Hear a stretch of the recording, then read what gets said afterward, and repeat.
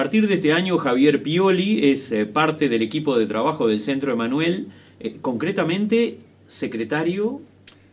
Secretario teológico es el título, ¿no? Suena grande, pero ese es el nombre que se le ha dado al cargo. Que precisamente intenta coordinar las actividades que el centro realiza, porque tiene otras vinculadas al área agroecológica, y que realiza en materia de teología, de formación. Sí, en realidad el cargo surge después de muchísimo tiempo en el que el Consejo Directivo estuvo tratando de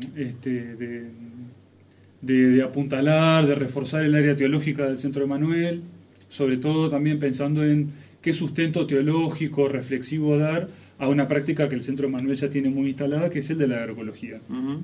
Entonces, bueno, el secretario teológico lo que hace es coordinar, como bien dijiste, Oscar, todas las actividades que tienen que ver con lo estrictamente teológico, de formación, de retiros espirituales, etcétera, y a la vez funcionar como una especie de puente que ayuda a dar un sustento teológico y reflexivo a la agroecología.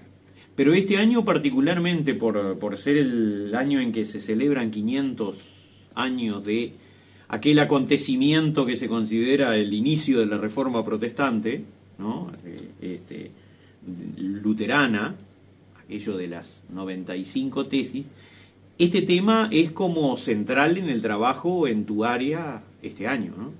Sí, algo curioso es que cuando queremos, los seres humanos somos un poco ansiosos con el tema de los festejos, ¿no? Uh-huh. Entonces, tiene más sentido celebrar los 500 años de la Reforma Protestante en el 2017 y emparentarlo con 1517 que esperar un poco más a ver otros hechos que se dieron a partir de 1517 en adelante que sí reafirmaron que existía verdaderamente una Reforma Protestante, ¿no? Es como que en el año 2170 los valdenses estemos muy ansiosos por celebrar el origen, el surgimiento del valdismo, cuando en 1170... Seguramente otros valdenses. Otros valdenses, no nosotros. Cuando en realidad en 1170 si había algo claro era que los valdenses no existían. Existía un hombre llamado Teobaldo Valdesius que en ese tiempo estaba viviendo una crisis espiritual.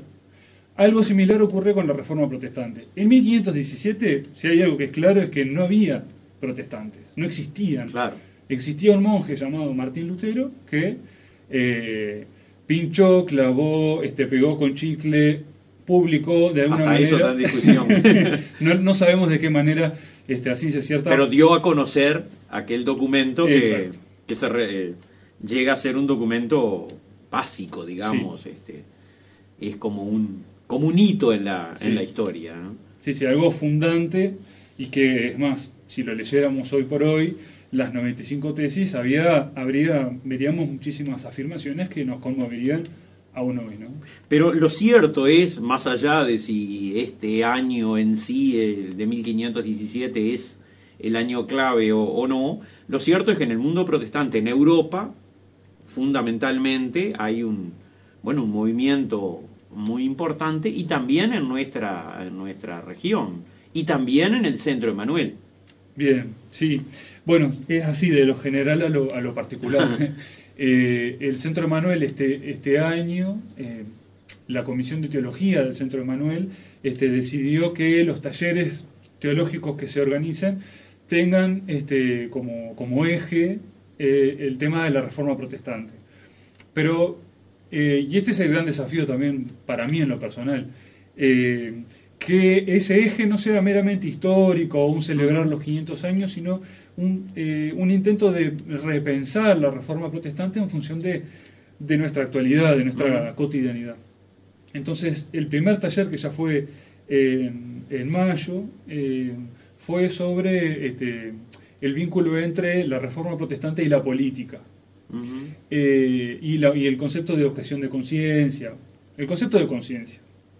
Y este taller, que va a ser, el próximo taller va a ser en Cosmopolita, el 16 de agosto, en la tarde, a las 7 de la tarde, en Colonia Cosmopolita, va a ser repensando la Reforma Protestante más precisamente la educación a partir del influjo de la Reforma Protestante, y plantearnos algunas preguntas sobre qué se podría decir desde la Reforma Protestante a los problemas que la educación tiene hoy por hoy. ¿Sí? Yo creo que es un esfuerzo bastante removedor, porque hay algunos principios de la Reforma Protestante que Martín Lutero, que Calvino trajeron e intentaron imponer en sus construcciones, y que hoy nos servirían para leer algunas de las problemáticas que... Ahí está, vale la pena repensarlos. Sí. Y que es en todo caso hoy ser protestantes o ser fieles a aquellos principios. Sí, sí. Hay un problema que está, un tema que fue portada de varios diarios, que es el de la aparente o presunta violación del principio de laicidad que se dio en Salto, en un liceo, unas semanas atrás. Y bueno, los protestantes tenemos algo para decir en función del principio de laicidad, ¿no? Sí. El principio de laicidad es algo que surge en la modernidad, y que en cierto sentido, como protestantes en los países latinoamericanos, nos protegió el principio de laicidad en la educación pública. Porque sin principio de laicidad hubiese sido mucho más difícil ser protestantes en un liceo público, si ese liceo tuviese como parte del Estado una confesión determinada. Precisamente en este mismo espacio estuvimos conversando con la profesora Nancy Ponté, profesora de Historia, con el profesor Gerardo Garay, y hubo un par de conferencias a cargo de ellos sobre el tema de la laicidad ahora en mayo, junio de este año. Es decir, que el tema evidentemente es uno de los temas que nos abarcan y que nos preocupan. Sí. Y recordame el título de del primero de los talleres en Colonia. Sí, el título o el juego de palabras del primer taller fue los protestantes rebeldes y obedientes. Rebeldes y obedientes. Como jugando un poco con esta contradicción bien humana, en la que, puntualmente Martín Lutero, en realidad, cuando el encuentro con el emperador en Worms, a él lo llamaron a renegar de todos sus escritos anteriores. Entonces Martín Lutero se respondió en rebeldía a esa orden, ¿sí? O sea, él se mostró en rebeldía a la orden del emperador a renegar de esas 95 tesis y otros escritos. Pero esa rebeldía en realidad fue producto de la obediencia. De su obediencia. Que es la obediencia a lo que él interpretaba como el espíritu de los evangelios. Entonces, creo que como protestantes y como cristianos en general, nosotros vivimos el día a día en esa tensión entre ser rebeldes y obedientes a la vez. La cuestión es a qué somos rebeldes y a qué permanecemos obedientes. Este segundo taller aquí en Cosmopolita, que como decías va a tener un poco como centro todo el tema educativo y la cultura protestante, que me decías antes de empezar la charla, lo ponemos entre signos de interrogación, ¿no? Sí. ¿Existe una cultura protestante? ¿Qué es una cultura protestante? En fin. Este taller va a ser en agosto. Este taller va a ser en agosto. El taller de agosto es sobre el vínculo entre la educación y la Reforma Protestante.